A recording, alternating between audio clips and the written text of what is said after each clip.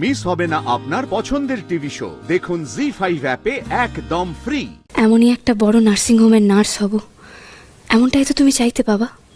আর আজকে দেখো স্যার কিন্তু তোমার সেই স্বপ্নটাই আমার মনে আবার উস্কে দিলেন। যেটা আমি ভাবতে ভুলে গেছিলাম সেটা উনি সত্যি করতে চলেছেন। ইম্পসিবল। একটা আয়া সেন্টারের নার্স চাকরি করবে মেডিনেস্টে, ইয়ার কি হচ্ছে? মেডিনেস্টের যে সমস্ত নার্সরা রয়েছে তারা যে কোর্সটা করেছে আনন্দীও সেম কোর্স করেছে, তাহলে অসুবিধাটা কোথায়? অসুবিধা আছে আদি। না, কোনো অসুবিধা নেই। বাকিরা যেমন ইন্টারভিউ দিয়ে চাকরিটা পেয়েছে, আনন্দী ঘোষের ব্যাপারে ওরকম সিলেকশন বোর্ড বসানো হোক, ওরও নিন ইন্টারভিউ। আদি তুমি বোধহয় ব্যাপারটা বুঝতে পারছো না, মেডিনেস্টে এরকম হয় না। এখানে বোর্ড অবধি পৌঁছতে গেলে মানে ইন্টারভিউ দেওয়ার যোগ্যতার জন্যও না ক্যান্ডিডেটদের মিনিমাম কিছু কোয়ালিফিকেশন লাগে, বেসিক কিছু সফট স্কিল দরকার হয়। কিন্তু ম্যাডাম, আমার মনে হয় আনন্দী ঘোষ ও অলরেডি যা করেছে তাতে করে ডিজার্ভিং ক্যান্ডিডেট হিসেবেও নিজেকে প্রমাণ করে ফেলেছে। আদি এটা প্রফেশনাল ওয়ার্ল্ড, তুমি না ইমোশনাল গ্রাউন্ডে কথা বলছো, তুমি বুঝতে পারছো না, এভাবে হয় না। আমি যে ইমোশনাল গ্রাউন্ডে কথা বলি না এটা সবাই জানে ম্যাডাম। আমার যা বলার আমি তা বলে দিয়েছি, এই ব্যাপারে আর কোনো ডিসকাশন হবে না, পিরিয়ড।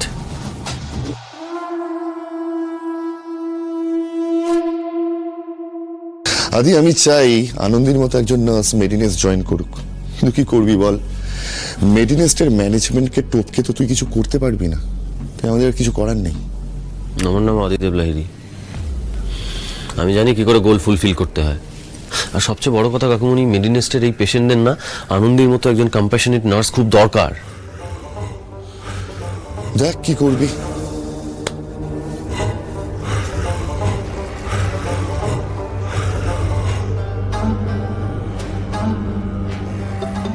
ওই দেখো আমাকে ফোন করেছে। ও বাবা,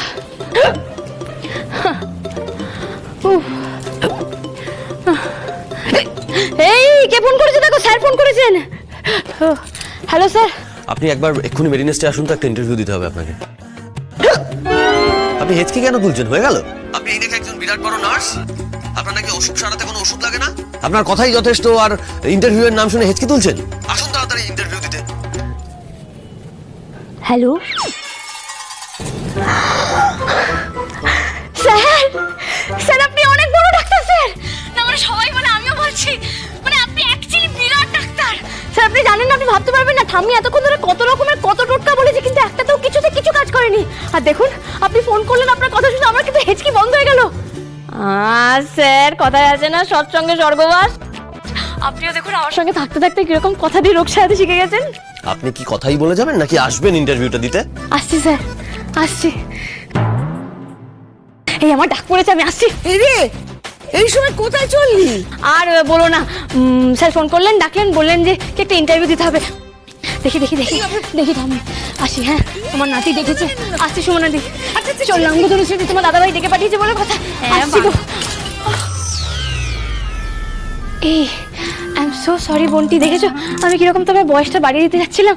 আসলে মানে ওই স্যারের মতো একটা বর পেয়েছি, মানে সে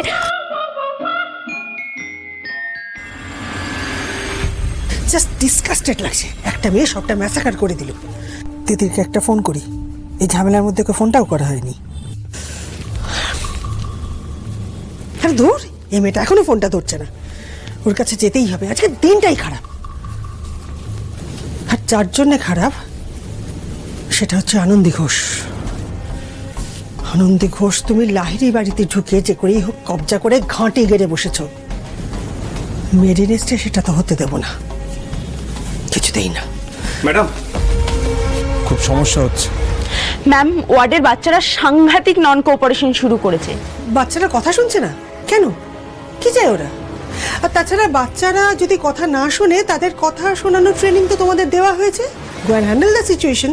চেষ্টা করেছি, কিন্তু বাচ্চারা মানে বলতে চাইছো তোমরা আর বাচ্চাদেরকে হ্যান্ডেল করতে পারছো না? মানে মেডিনেস্ট এখন নতুন সেট অফ নার্স হায়ার করবে? না না ম্যাডাম, মানে বিষয়টা হচ্ছে এতে ওনাদের কোনো দোষ নেই, বাচ্চারা আনন্দীকে চাইছে। আসলে এই দুদিনে উনি বাচ্চাদের মন পুরো জয় করে নিয়েছে। মন জয় করেছে? মাই ফুট বলো, মাথাটা চিবিয়ে খেয়েছে, স্পয়েল করেছে। খাওয়ার টাইম পার হয়ে যাচ্ছে, ওষুধ খেতে চাইছে না। এইভাবে ট্রিটমেন্ট করা খুবই অসুবিধা হবে ম্যাডাম। সুবান, এটা তো আমি টলারেট করবো না। বাচ্চারা খাবার খেতে রিফিউজ করছে, ওষুধ খেতে রিফিউজ করছে, এতটা সাহস পাচ্ছে কি করে? আসলে আনন্দী ওদের পালসটা বুঝেছে। আচ্ছা, মানে তোমাদেরকে আমি বারণ করেছিলাম বাচ্চাদের পালস বুঝতে, কোনো এক্সকিউজ নয়, কোনো অজুহাত দেবে না। হ্যাঁ, একটা জিনিস দেখেছো তো, প্রেস সবে এখান থেকে বেরিয়েছে, এই অবস্থায় আবার একটা বাচ্চার অসুখের খবর পেলে কি হতে পারে তোমাদের কোনো ধারণা আছে? আমি কিন্তু মেডিনেস্টের নামে আর একটাও নেগেটিভ নিউজ শুনবো না। যাও। যাচ্ছি ম্যাডাম, কিন্তু যেভাবে পারো বাচ্চাদের সামলাও। I want to see the result. কি করে করবে তোমাদের ব্যাপার। গো। Okay madam.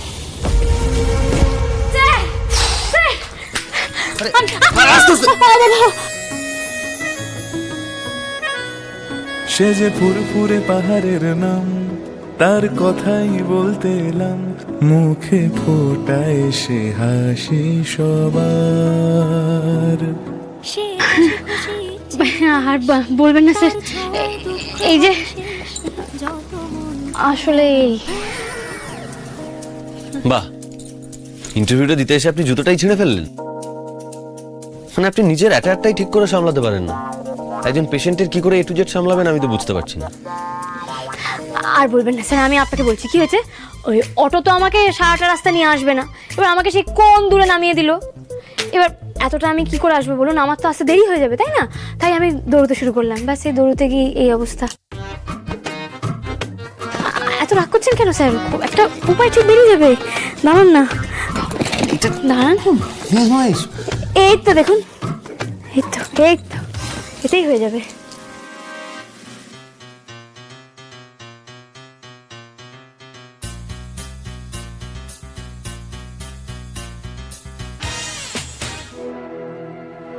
এই তো হয়ে গেছে স্যার।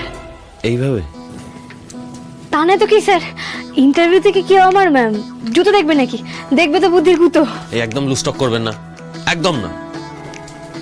আমি নন্দিনী ম্যাডামকে আপনার ইন্টারভিউ নিতে বলেছি, আর ইন্টারভিউটা ক্র্যাক করলে আপনি মেডিনেস্টে অ্যাজ এ নার্স জয়েন করবেন।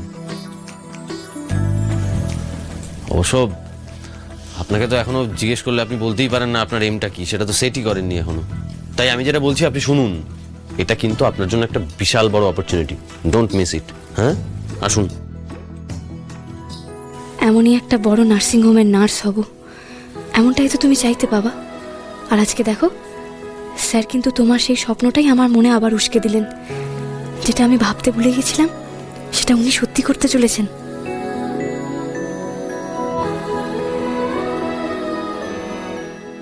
হ্যালো হ্যালো, শুনছেন আমি কি বললাম? শুনলেন?